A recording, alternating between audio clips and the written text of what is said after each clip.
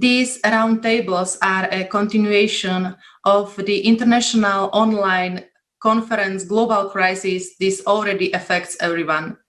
This conference brought up all the crucial issues we are facing today. This conference was held on Allatra Unites platform and was organized by volunteers, by people themselves from all over the world. We would like also to remind our audience that this conference has been translated into more than 70 languages. Greetings, everybody. Today, our guests are Rolf Kellner, second chairman of Amazonia für die Welt, Osinaide Garcia Gomez Kellner, first chairwoman of Amazonia für die Welt, Yuri Shevchuk, journalist, radio host, author, public figure, chairman of the Green Cross, non-profit environmental organization, Professor Nir Shavif, who is a professor at Rasach Institute of Physics in the Hebrew University of Jerusalem, Dev Wadhwani, who has MBA in finance and economics. He is an entrepreneur, investment banker, and public speaker. Also, our guest is Damien Forrest, who works at business and product development in autonomous robotics.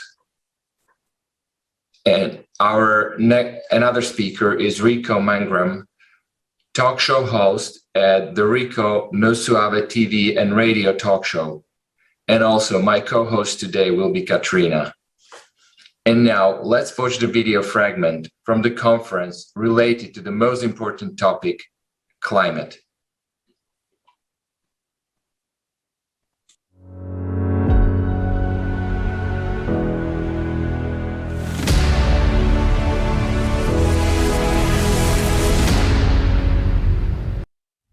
Summer of 2021. Fires, floods, hurricanes, and abnormal heat waves. What is happening to the planet? You are used to hearing that global warming on the planet is due to human activity. The truth is, the problem is much more global than that, and it is rapidly gaining momentum, and there is nothing we can do to control it. The reasons for what is happening are within the planet, which has entered a period of global cataclysms.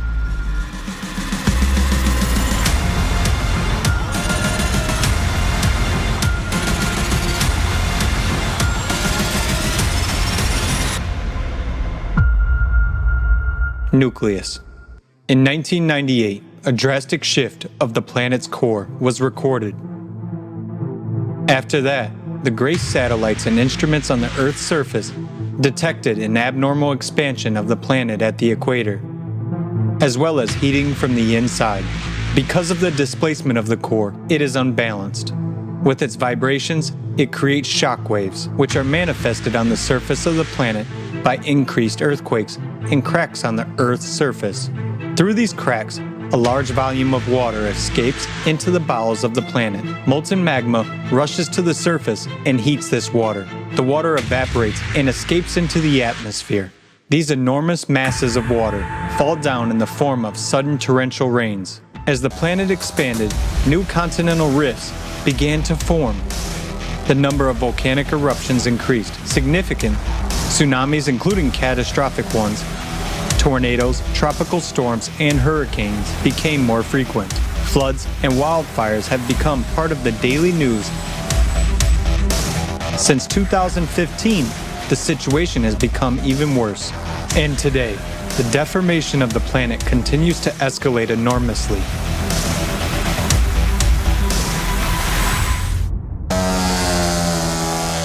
Earthquakes. Earthquakes with magnitudes greater than 8.5 have increased dramatically over the past 20 years. Since 2003, synchronization of seismic noise began, which means that the Earth is preparing for a mega earthquake. According to scientists, It will occur in the Japanese archipelago and will have a magnitude of more than 10, which is 32 times stronger than the 2011 Tohoku earthquake of magnitude 9. Entire countries could disappear from the face of the earth at any moment. Volcanoes. Since the beginning of the 20th century, the number of powerful volcanic eruptions has doubled as a result of growing internal energy of the planet. There has also been a steady increase in the strength of eruptions and the amount of ash and lava that has been released. Today, about 600 million people live near active volcanoes, capable of destroying entire cities at any moment. And every day, the probability of these events is only increasing. Glaciers. Greenland and Antarctic glaciers are losing 3 times more mass than 30 years ago. We are told that global warming is the cause. We are not told that the glaciers are melting from the bottom up because of the intense release of heat from the Earth's interior. For example, Antarctica is only melting on the west side, where there is a huge magma chamber. Greenland's glaciers are shrinking for a similar reason. Obviously, man has no influence on what is happening. World ocean. In 2019, the temperature of the world's oceans rose 0.075 degrees Celsius above average. This may not seem much, but in fact, the numbers are catastrophic. The energy for such heating is equivalent to the explosion of 3.5 billion atomic bombs dropped on Hiroshima. And this energy came from the very bowels of the Earth. Melting of the sea ice and expansion of the warming water has caused the sea level to rise by almost 15 centimeters in the last 30 years. And this is just the beginning. There has also been an increase in the number and power of storms, as well as a significant acceleration of currents. Hurricanes, tornadoes. The year of 2020 broke all records for the frequency of hurricanes and tropical cyclones on the planet for all time. Because of increasing humidity and rising temperatures, the intensity and number of tornadoes has increased. They have become more frequent, where they used to be rare. Since the 1950s, the number of tornadoes in Europe has increased tenfold and continues to grow.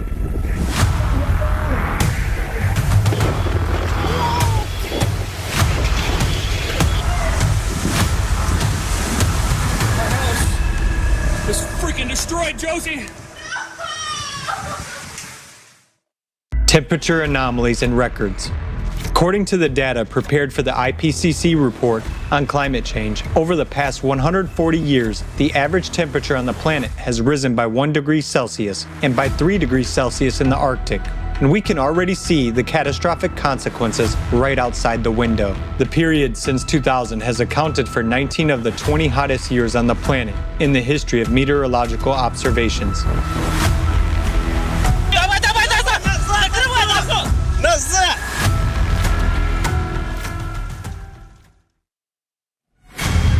Floods. Floods are one of the most common natural disasters that are also growing in strength. 60 years ago, only 8 major floods were recorded per year. However, in 2020, this number increased by 25 times and totaled 201 cases. Moreover, they began to occur synchronously, affecting several countries at once.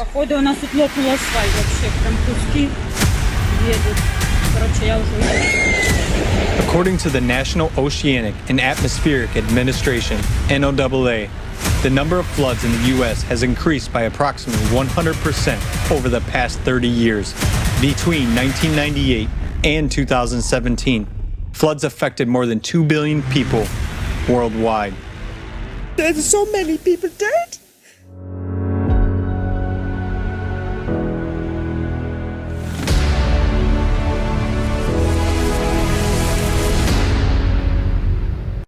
Video was prepared for the climate section of the conference, but Today we are going to talk not only about climate, but also about artificial intelligence, also about consumer format of our society.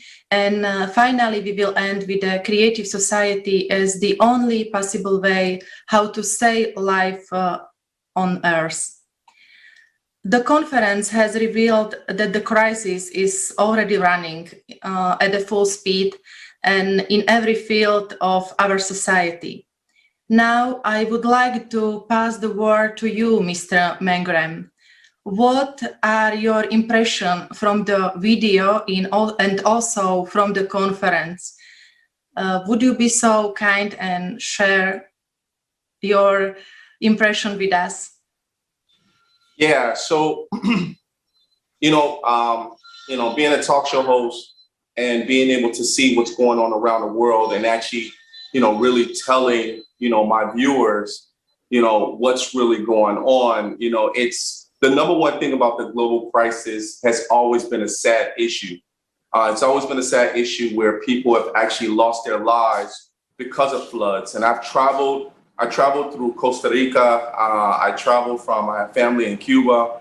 And also just here in the US, you can definitely see from California's standpoint of fires, continuously fires. The problem about it is it gets so hot where the trees are actually starting to burn. And then you have, I have friends that's in Hawaii where there's volcanoes and you don't hear about it as much, but when you do hear about it, it's a sad situation. And then you start hearing about, I was looking at the video about the Arctic, right?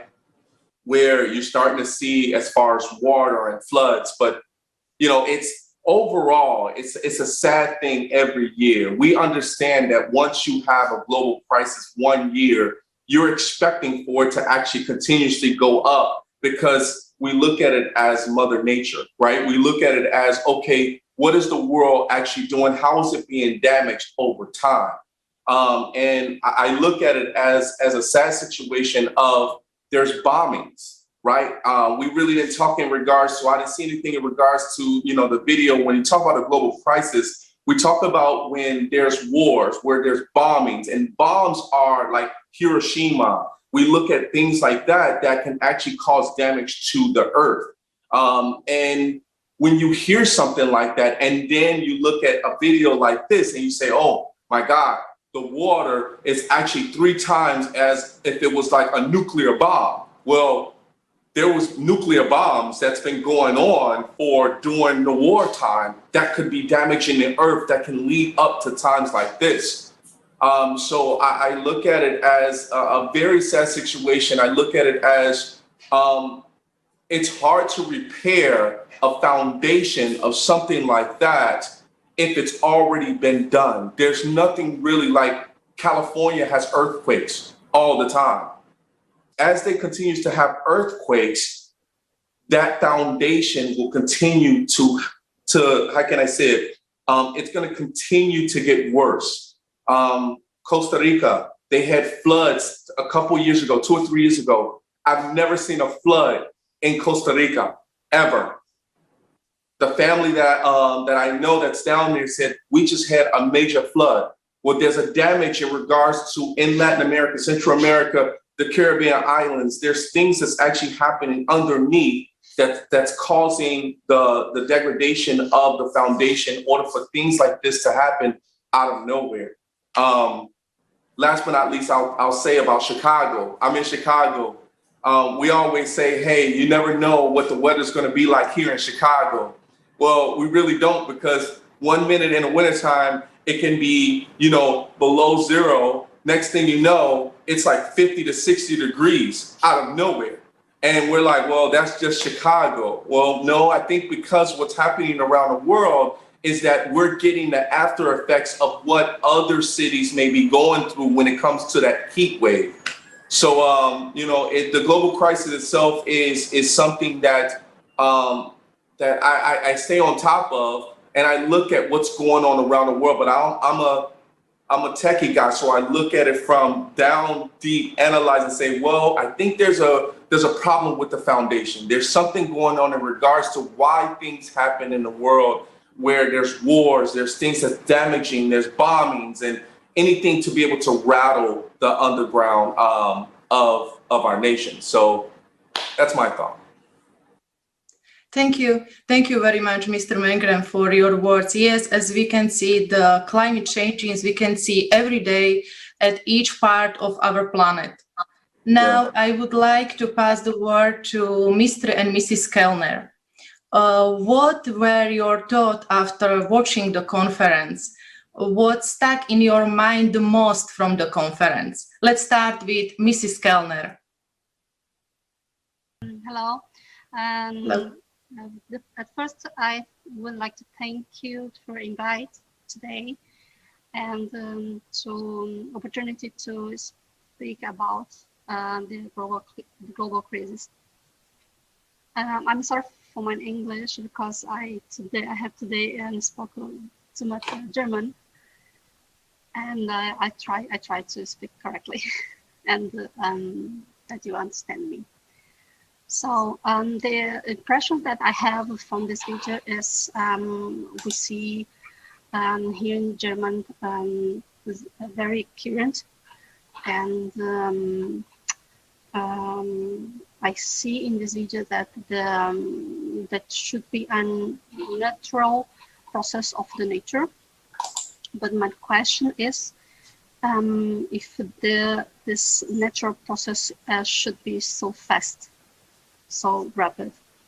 My ascendant Indian in Amazonas. I'm from Amazon in Brazil, and we have. I think that we should treat the nature good. If you will not treat the nature good, the answer is like a tornado, for example.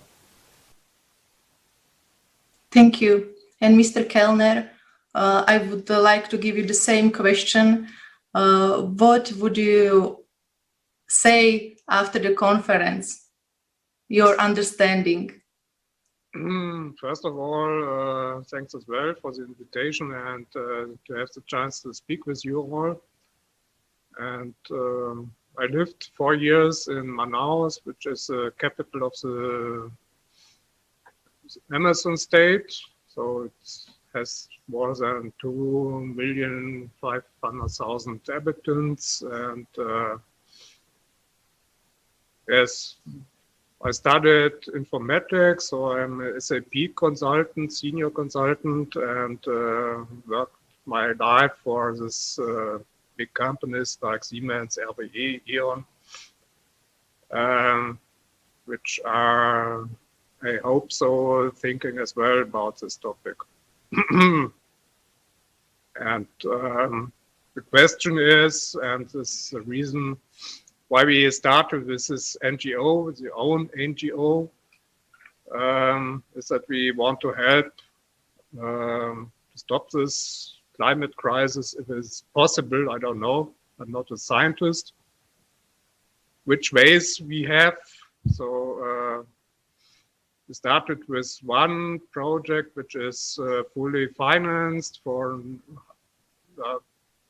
water house for autistic children in Manaus, but this is not the topic. So this is helping people over there. And another topic, another project is Museum of Amazonas, MUSA. It's called MUSA. Mr. Masny has a link on the internet. And Filippo Bassi, I invited yesterday. He's the director, actual director there. And he is an archaeologist. So I think he is, I think, a little bit more than 2,000 years, more or less millions of years. But he wasn't able to participate today. So this is a pity. We have another contact with a family member in Brasilia, capital city of Brazil, because he's working for the police over there and has a contact to the Department of Medio Ambiente, environment.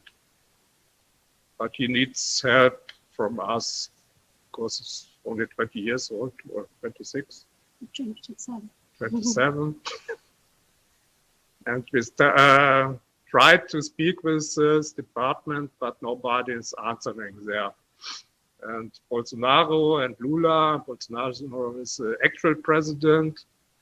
Lula was a former president, are fighting each against, and I don't know what they are thinking.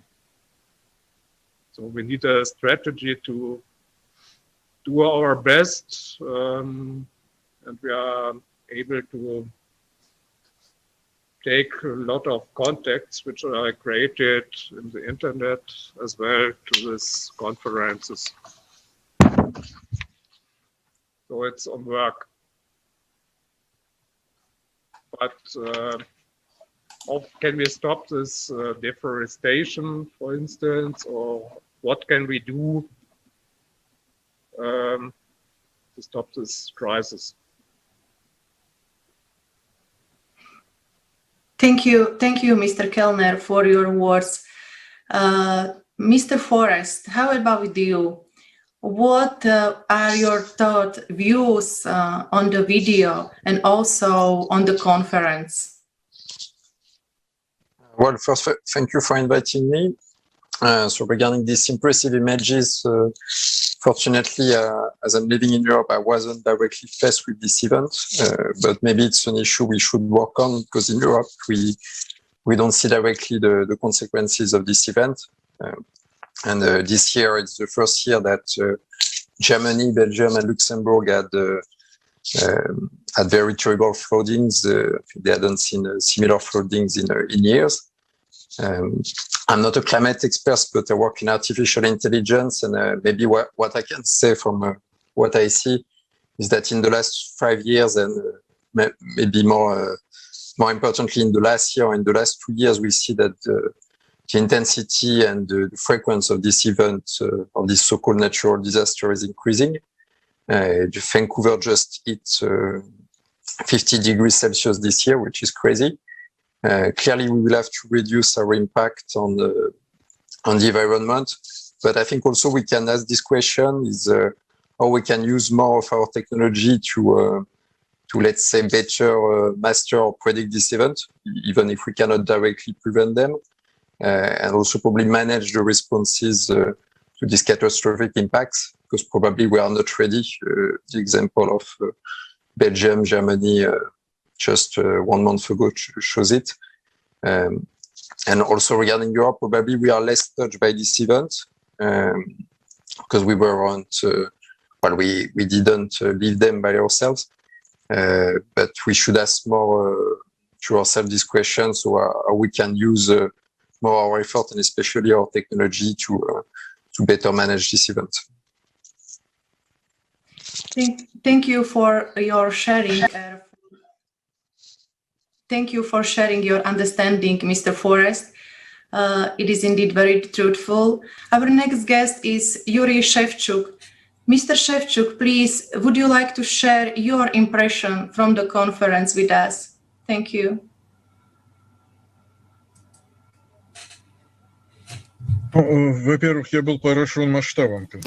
First of all, I was amazed and impressed by the scale of the conference. That was my greatest impression and feeling, basically. It was a wonderful job, great job, and it's amazing that it was done on the volunteer basis. It's just wonderful. And secondly, it was very interesting to observe how nature seems to be acting, you know, like a conscious being, like something that possesses a mind. It turns out that there was a certain plan which nature had, and nature acts according to this plan, and it conducts such type of actions. Of course, it's not so, but it looks like this. On the first sight, there is such impression arising.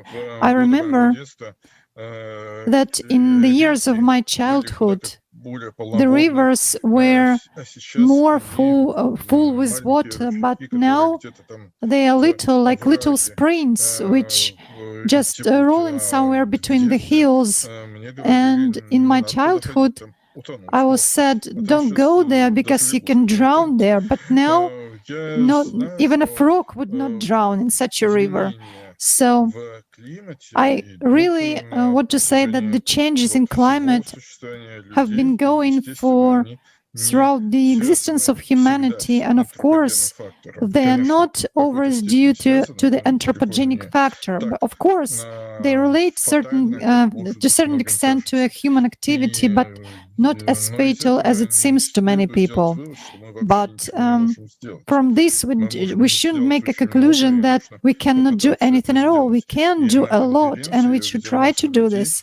At the conference, I saw a lot of people who are already ready to do something, and they are already acting. And that was my second great positive impression of the conference. Thank you, Mr. Shevchuk, for sharing your thoughts. Thank you that you said that this climate changing is not about the anthropological factor, but it's about cyclicity. Mr. Vadvani, can you share your views, experience, or impression on the conference? Well, I'm not an environmentalist, neither am I a climate expert. But I can tell you that I studied in Cambridge, Massachusetts in the mid-90s, mid to late 90s.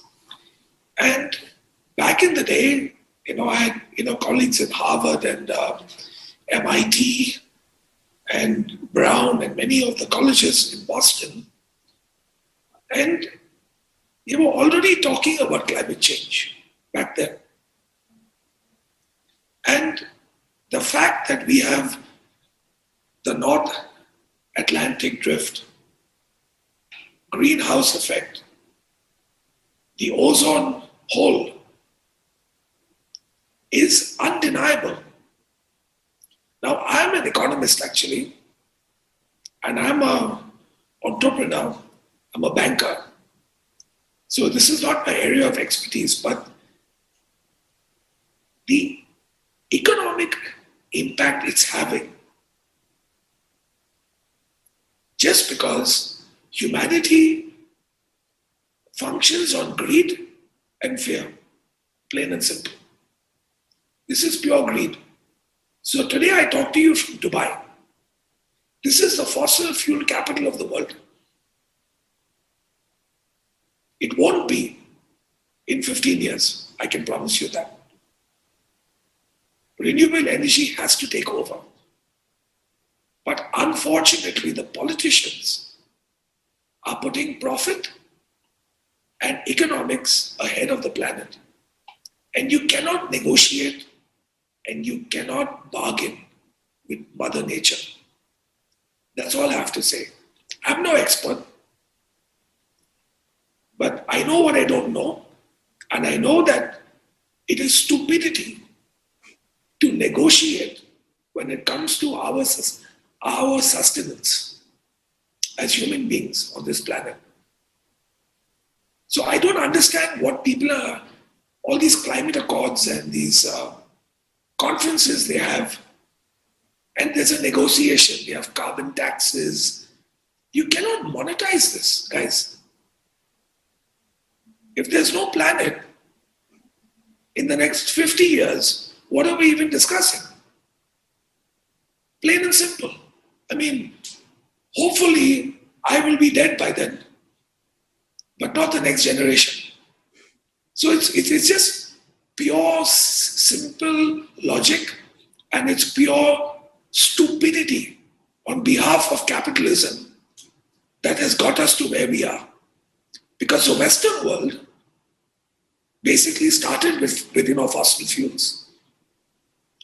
And then the developing countries tried to become developed nations and follow the same business model. And because of pure economics, we are where we are at today. Because I'm Indian.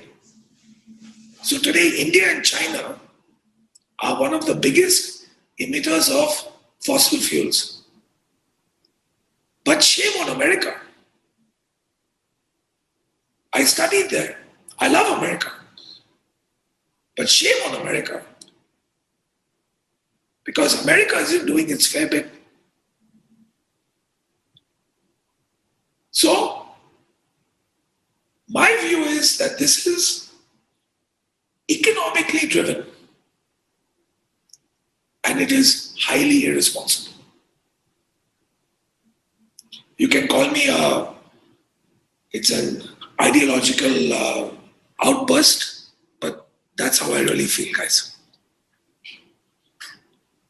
Thank you, Mr. Barbani, for your words. Mr. Kellner, as we were able to see that in the conference, there are anomalies happening within the rainforest, and it is already starting to produce more carbon dioxide than oxygen. It is shifting towards this. What can you tell us about this, and what negative impact does this have on a human life?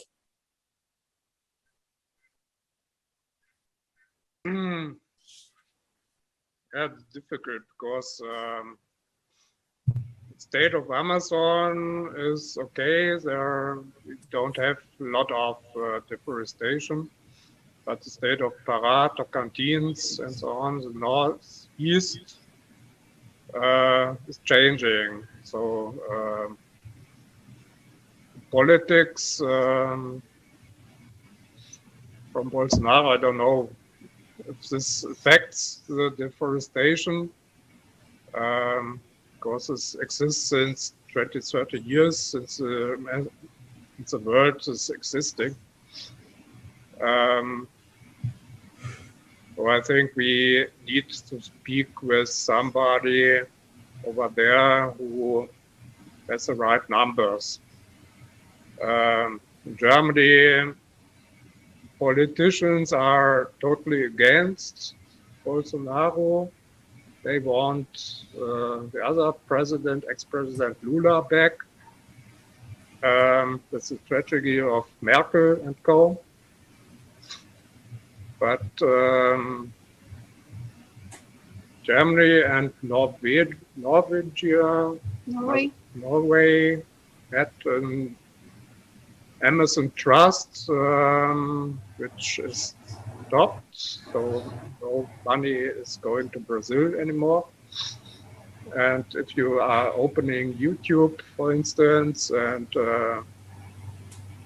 searching something there, Norway uses for deforestation, not for reforesting projects. So there's a lot of politic in the way. So as politicians, I don't know if we have luck to do anything.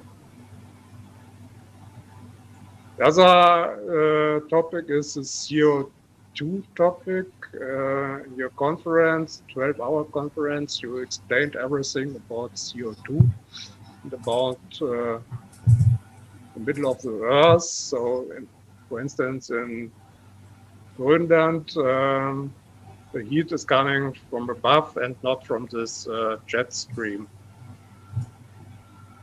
So nobody says this in the media. I need to speak with somebody who has these numbers in the hand, which doesn't depend on any politicians.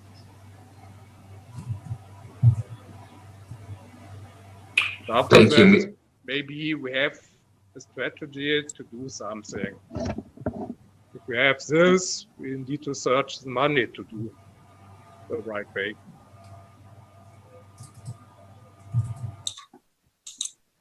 Thank you, Mr. Kellner, for these important words. And as you have touched upon the Amazon rainforest, Mrs. Kellner, what is the alarming situation at the moment with the state of the Amazon rainforest? How negatively does it affect life on the entire planet? The current situation in Amazon, we have this two-arm every year, and now we have the big Amazon River that we have more than 30 centimeters. Flood, we have a flood too, but in the fire that the maiden to show appearance, that's happens every year since always. I don't know why they show us horror, something that for us normal, not I think I say not good, but I say that's not surprise for the people that there live.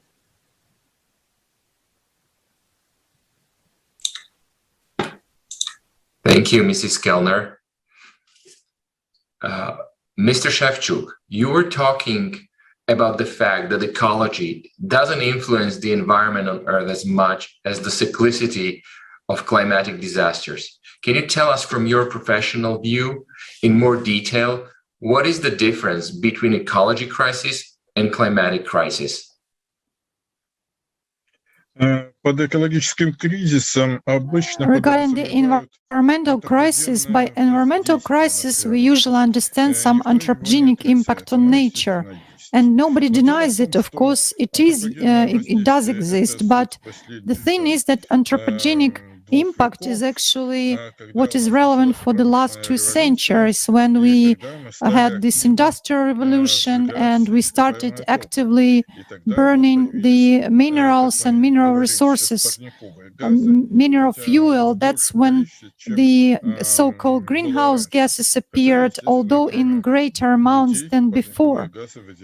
But of course, in addition to greenhouse gases emitted by people and human activities, the nature also emits such gases. But basically, it is considered that these 2 last centuries, is when the anthropogenic factor started to exert the greatest impact on the biosphere, and we came to the situation which we have right now.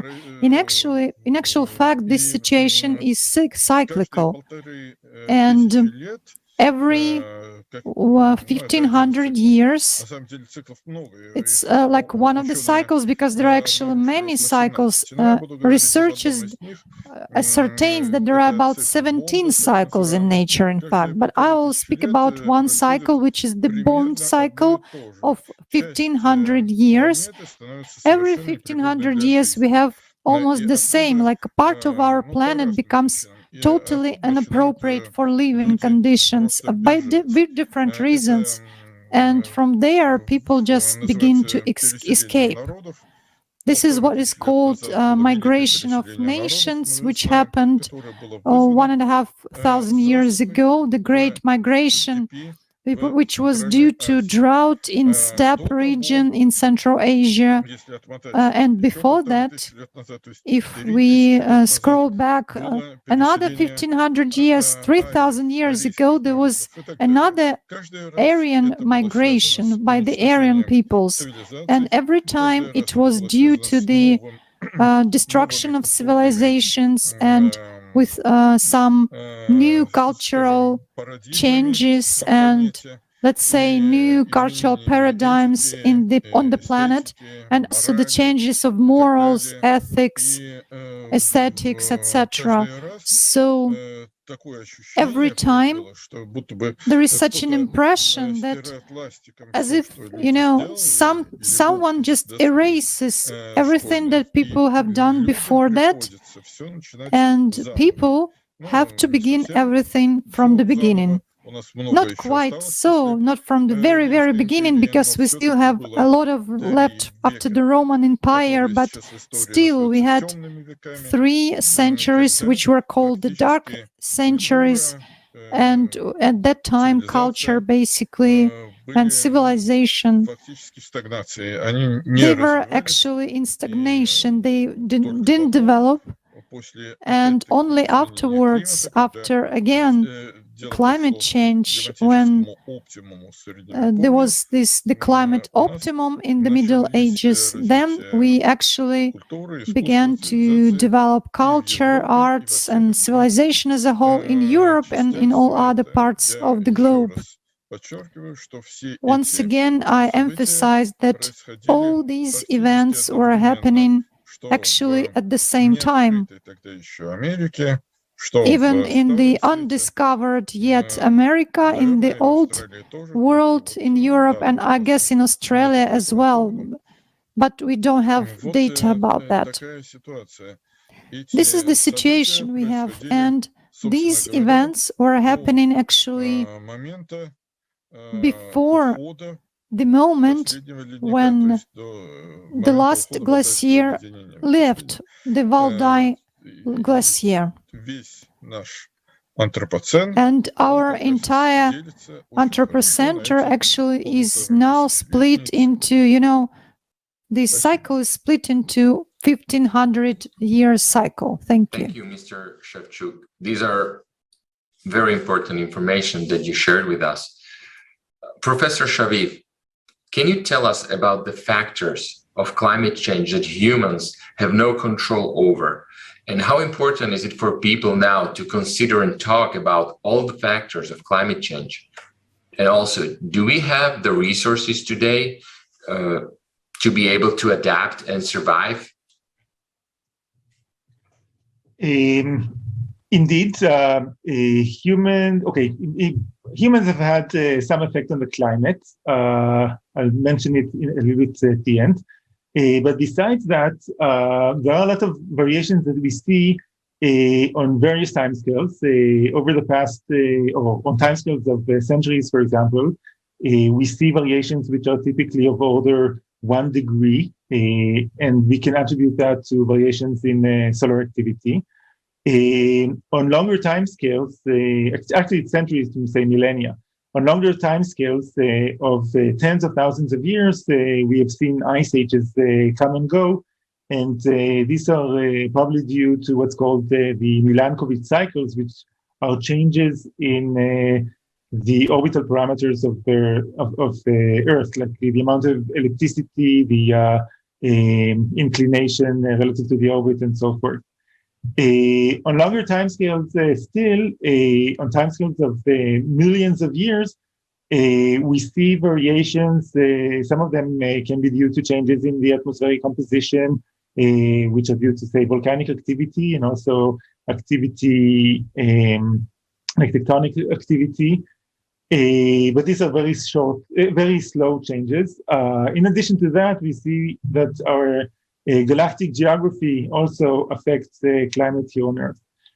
So on these long timescales, the variations that typically we witness, so on Milankovitch cycles, we see variations which are typically, say, 5 degrees globally, maybe a little bit less. On geological timescales, we have variations which are maybe up to 10 degrees globally. Over the past, say, billion years, we have seen periods during which Earth has had glaciations, and the intermediate periods, which is actually the norm, where we didn't have any ice caps whatsoever. Now, the human contribution that we have been responsible for is comparable to the solar activity, namely something which is of order 1 degree. So everything adds up to a changing climate, and the size, of course, depends on the timescale that we're looking at.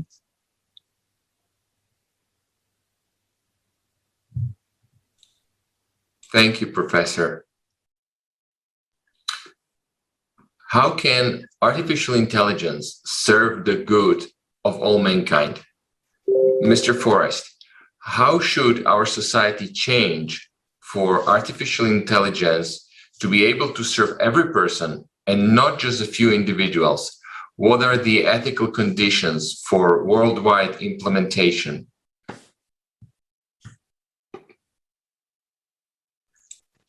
Well, thank you for the question. It's a broad question. Well, I think that it's not a matter of technology, because if you have some experience in, let's say, new technologies like AI, robotics, you can see that it helps us resolving many issues. For instance, on climate, you can better predict climate. You can better understand these events with artificial intelligence.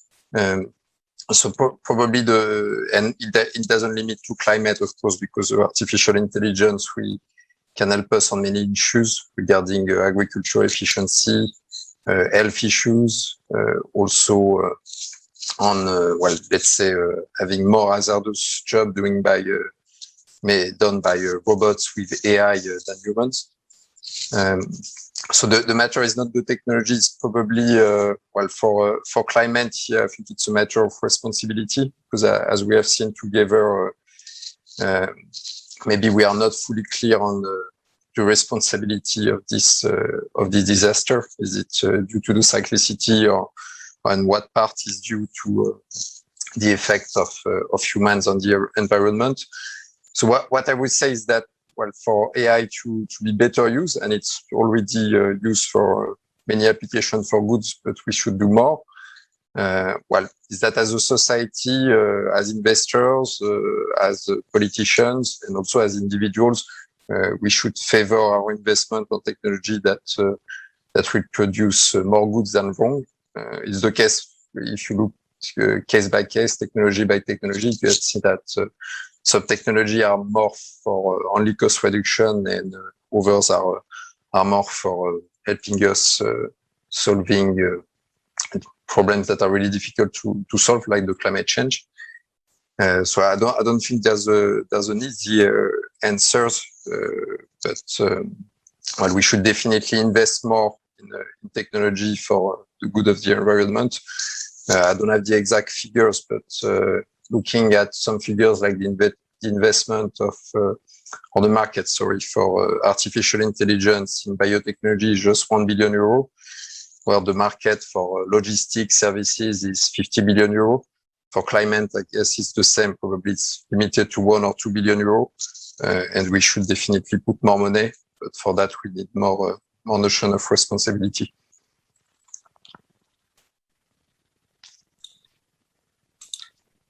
Thank you, Mr. Forrest. As we were able to see, and as you mentioned, artificial intelligence can be very useful and helpful, but not in the consumer format of society.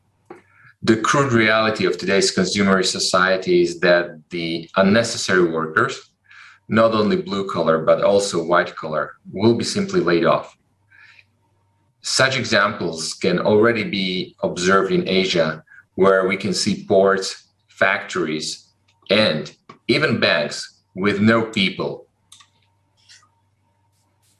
In the consumer society, corporations recklessly pursue their interests and profits in the first place, cutting costs, laying people off, destroying the environment.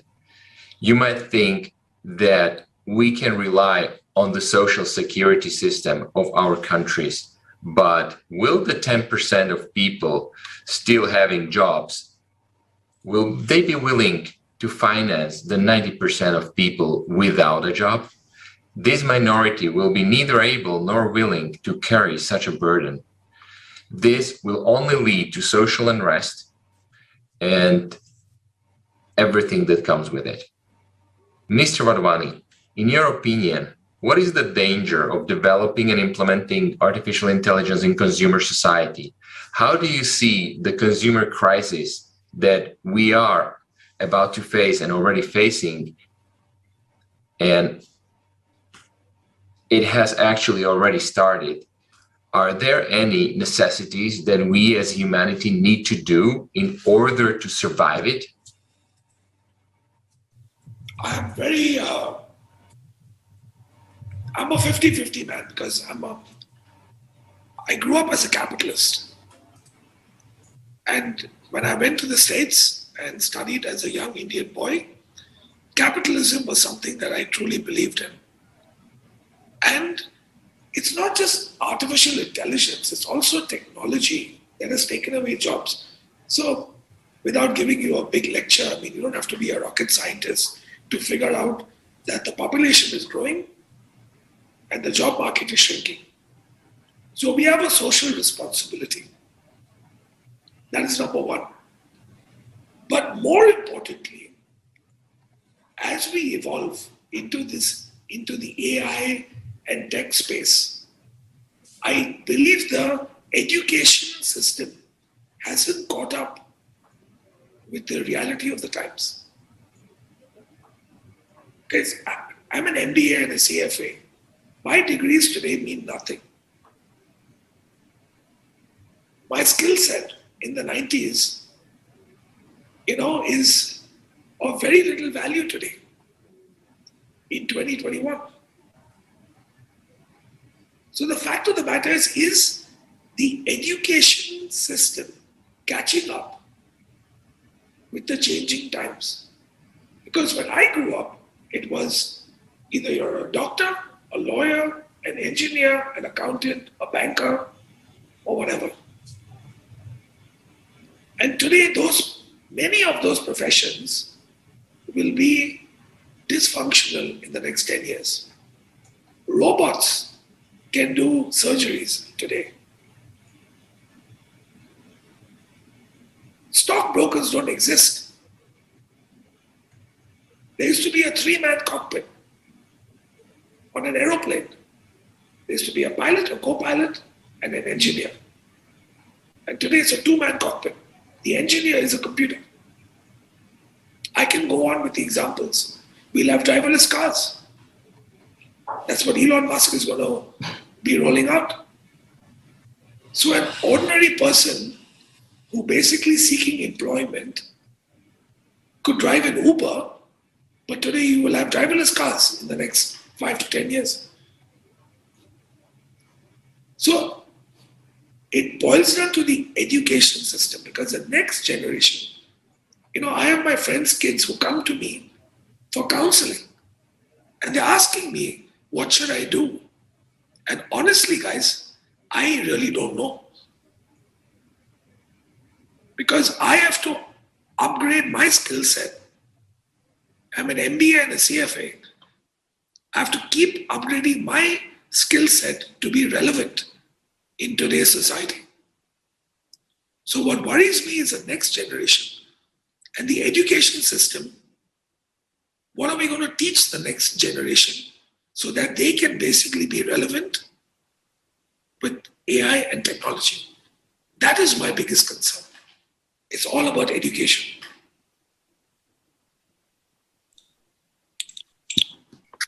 Thank you, Mr. Vardhani, for your comments on this topic. Yes, it is really true. Now, Mr. Mangram, we appreciate you for inviting our participants of ALLATRA International Public Movement to your talk show and let people know about the Creative Society project. Thank you for your deep understanding that people should know about it. This creates a great example of how the media should help to bring the information on what option we as humanity have to pass through the upcoming climatic changes. What should be the role of this industry? What should they do to inspire people in building a creative society? Why is it important that the media bring positive examples? So one of the biggest things about being in media is to make people aware of what's going on.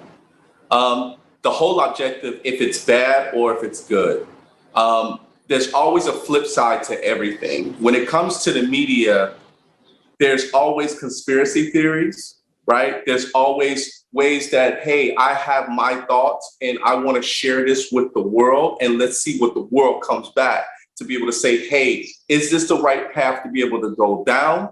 And then make a decision from there. I kind of listened to the gentleman right before me. He made up a good point in regards to education. And education is the key. Education in regards to my talk show is to educate people in regards to things that they need to be aware of, and then they make their own decisions. But it's almost as if the education has to happen from our youth and also for the elderly, right? So that means that whatever that we're trying to get across in regards to create a society, we have to let people know that the positive image or the positive ways that we have to go about educating people and for them to be able to make their own decisions is the right way to go. Now, of course, this world is all about, let me make my decision, it's my choice, and then move from there. But the media is the way to actually get that out there, because once they start to talk about it, boom, you have them. Everybody knows about it. So now that everybody knows about it, it's like you're promoting an idea. When you're promoting an idea, people tend to see what that idea is, and then they continue to talk about it. Either if it's good or if it's bad, it's always a promotion. It's always a way of educating them to say, hey, you can go and talk about this, but here is the foundation of what we're trying to get out. And that's basically what my show is about. Positivity all day. Positivity in regards to what I want to be able to bring out to the audience and out to the world. But then, of course, it's all about what the world wants to be able to take from that. So, hope that helps. And I totally agree with you that the role of media is educate people and to bring positive to the people each day. Dear viewers, let us now watch a video interview with Dr. Yusuf Sidani. Dr. Yusuf Sidani is a professor of leadership and business ethics at the Olayan School of Business of American University of Beirut in Lebanon. This interview was taken for the roundtables after the conference.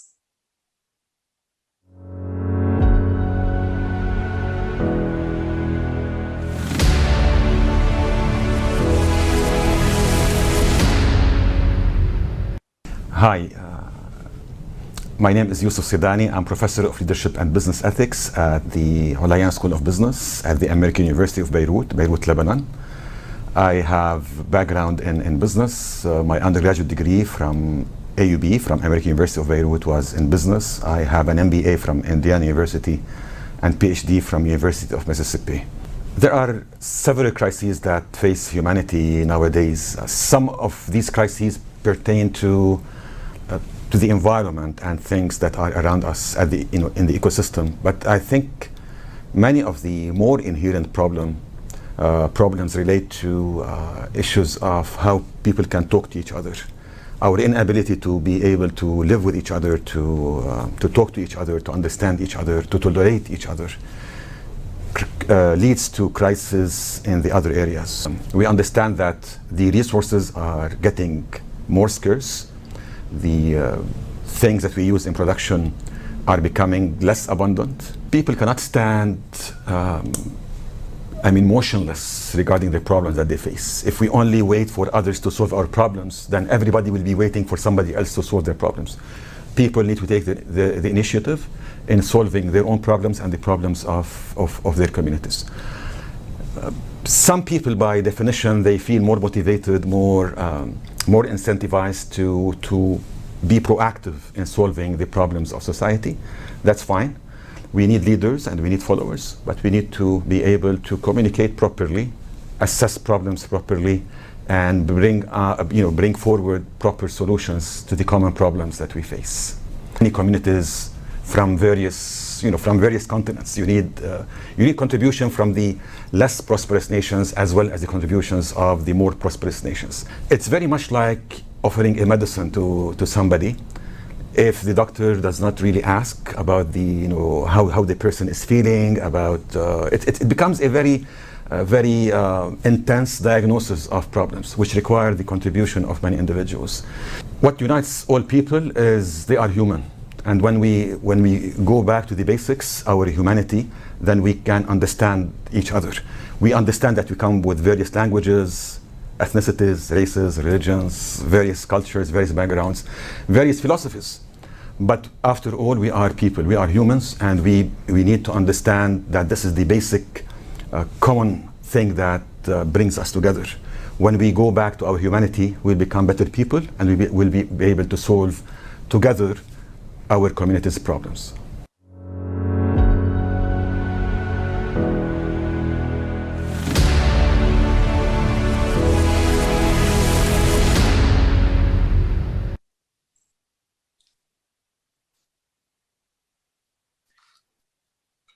Dear viewers and friends, as was mentioned by Dr. Sidani, that our society must be based on love and respect for one another.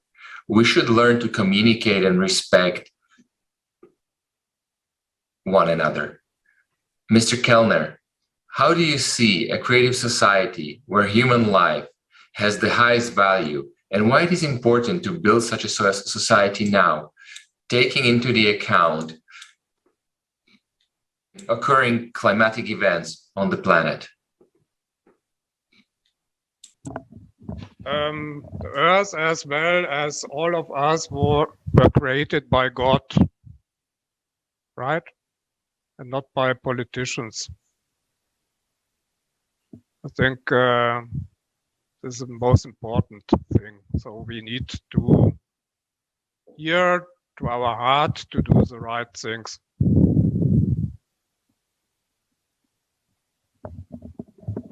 It was short form, and everything else you explained in your conferences for about 12 hours per conference. So for this, we are here, and we will work what is saying our heart, and not Merkel, Bolsonaro, Lula, and so on.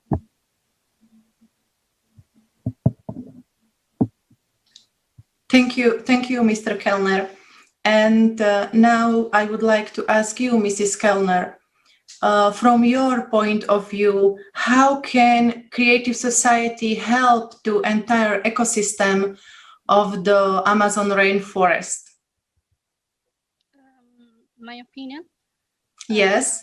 We not only the nature to respect, but the people to respect. We have to learn to respect each other, and so we can work together to protect the nature, and so to treat the nature good.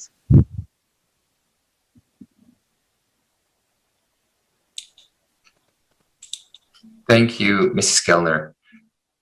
Mr. Shevchuk, would you agree that only a society where human life would be of the highest value can help us cope with the climatic crisis that is already going on right now?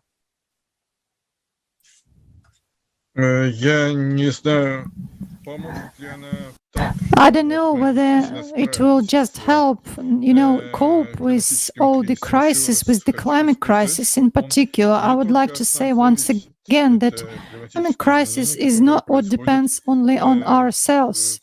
These are climate changes which have a cyclic character, but the fact that we can help each other and this way to minimize our losses from this disastrous condition in which we are now coming, yes, that's for sure. We can help each other.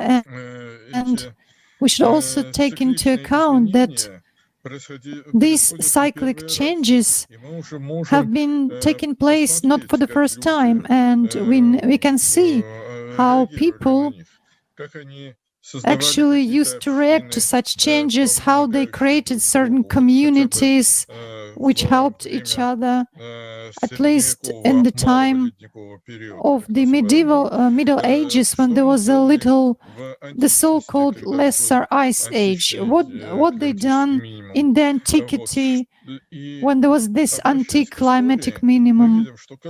And going back to history, we can say that every time only those communities survived who undertook the functions of education, preservation of knowledge, spread of knowledge, and creation of something new, creation of a new information. And those were monastery communities, schools, the first universities which were established, and all of them preserved the knowledge and thus preserved humanity and religions as well. That's what I think. It's also regarding what kind of people will be demanded in the future. There is such a test. Try to take like 8 minutes, a short period of time, 8 minutes, and try to think of a subject or a machine or method which was never invented by people before, but which will be inevitably demanded once you invent it. This is such a creative test. Not many people pass it, but people who pass these tests will be demanded in the future. Thank you, Mr. Shevchuk, for your valuable opinion. I would like to pass the word to Professor Shaviv and ask his opinion on the society we should build in order to preserve life on this planet. I think natural disasters are a relatively minute problem. We think, we might see it in the news as something large, but natural disasters have been with us for ages and they will continue to be here. And they're not really a big problem when you consider it compared to other problems we face. I think most of society's problems are social. We have seen the unrest, for example, that, for example, in my neighbors in Arab countries with the Arab Spring, we see that a lot of social unrest, which I think are a much greater problem that we should tackle. We should make sure that more countries become democratic. We must make sure that more societies advance technologically and socially so that they will be able to tackle natural disasters that do take place. I'm an optimist, but I think that we should invest our resources in social problems, and that would make everything more resilient to tackle natural and other problems. Thank you, Professor Shaviv, for your optimism. Dear Mr. Wadhwani, how important is it for us to unite in order to create a creative society in which human life will be of the highest value? The biggest thing that concerns me today is the rich-poor divide. So like I shared with you in my interview a few days ago, the top 1% of the planet actually owns 99% of everything. And this is published by the IMF, the International Monetary Fund.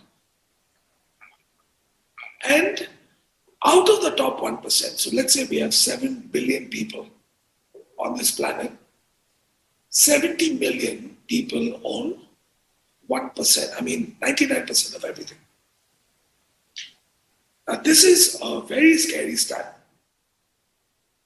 And out of that 1%, back when it was in Davos, I think about 4 or 5 years ago, the World Economic Forum, they said 42 people owned half of everything. And today it is under 25 people that own half of everything. In my opinion, capitalism has failed. I grew up a young Indian boy, US educated, believing that capitalism was the answer. But today I believe that capitalism has failed middle class society. And this is something that concerns me gravely. And governments today believe the only answer is to print more money. And all that does is add to inflation, which basically the middle class is getting squeezed every single day. So I'm worried about a social revolution at some point. Because understand, the US has a welfare system, Europe has a welfare system. India and China don't. I'm Indian. I don't get any handouts. I have no medical plan by my government. Neither do I have any kind of welfare plan if I'm unemployed. unlike the Western world. And China is much the same. So I'm very worried about the rich-poor divide and the injustice of the inequality of wealth. That is not, there's no trickle-down effect to the middle class anymore. That is my biggest concern.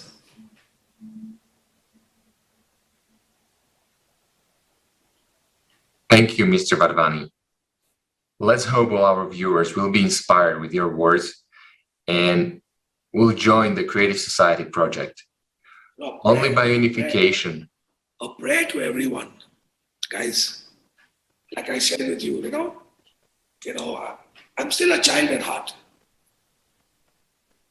Can you imagine if the developed nations just cut their spending, their arms spending, their defense spending by 10% and pass that benefit on to the middle class in a corresponding manner? You have no idea the economic impact it would have on the working class people. But it's a fantasy. I'm a dreamer. So, just sharing a little childhood fantasy that I have in my head. It'll never happen though.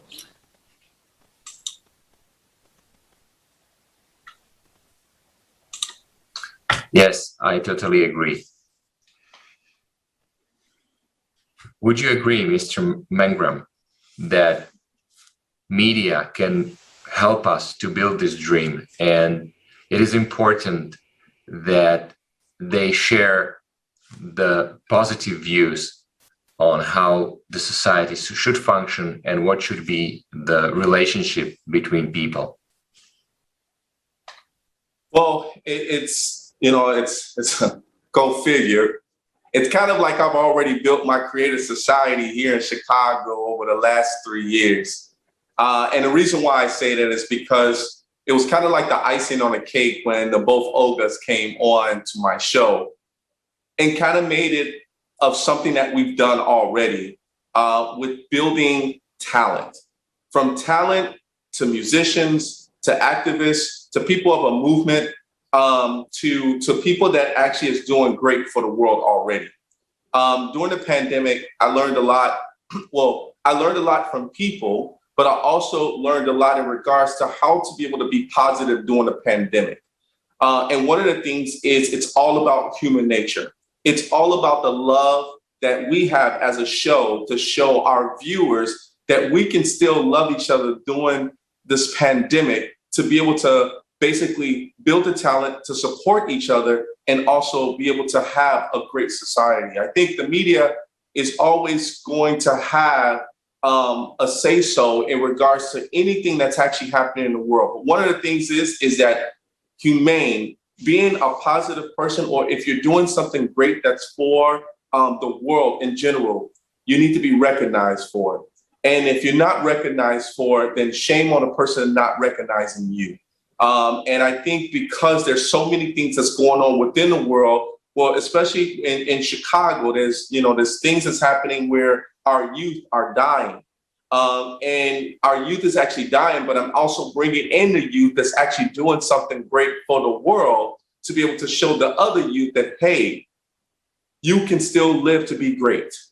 You still have a way to be able to show your talent and be the best you can be. So I think, the media is, and that's one of the reasons why I love to be on TV and I love to be in front of people, is because we have to be able to have a voice. Some people are shy. They don't like to be on TV. They like to say things outside. But as the media, for me, I love to voice that opinion, because then what happens is I connect one person to another person to another person, and then you have that creative society as well. So. Yes. Thank you, Mr. Mangam. Dear guests and viewers, we are happy to announce the next international online conference, Global Crisis, The Time for Truth, which will take place on 4th of December 2021. This conference will be dedicated to the climate and environmental catastrophes we are facing today and also in the near future. Dear guests, dear speakers, thank you very much for your time. Thank you very much for your participation in today's roundtable discussion. We hope to see you again. Dear viewers, thank you very much for your attention. All comments and questions you can send to us to our email address info@allatraunites.com. We also would like to ask you, dear guests, and also dear viewers, share conference Global Crisis. This already affects everyone. Share it with your neighbors, with your family, with your friends and community. Thank you very much and have a nice evening. Thank you. Спасибо огромное, замечательно.